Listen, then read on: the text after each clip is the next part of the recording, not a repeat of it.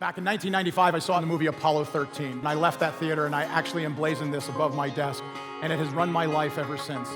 And it happens right at the beginning of the movie.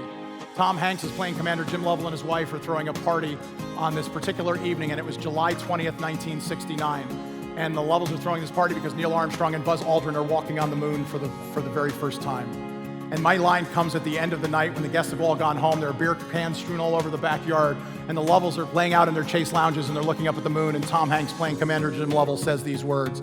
He says, "You know what? From now on, we live in a world where man has walked on the moon. It wasn't a miracle. We just decided to go."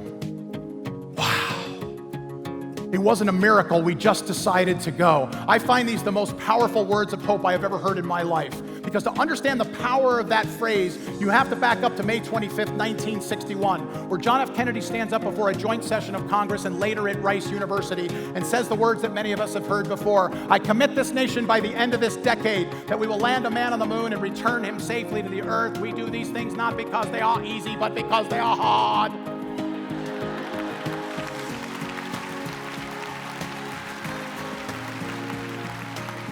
So we do these things not because they are easy, but because they are hard. You realize that that speech came only 20 days after Alan Shepard made the first U.S. manned space launch. We had just enough technology to launch him for 15 minutes. Literally all we could do was go and watch him fall.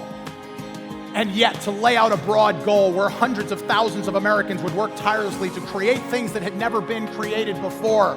No one understood when John F. Kennedy spoke those words about Earth orbit rendezvous or lunar orbit rendezvous or the kind of computing power that would be needed in order to make that happen. Everything had to be made from scratch, and yet at the end of that decade, we accomplished that goal. It wasn't a miracle. We just decided to go.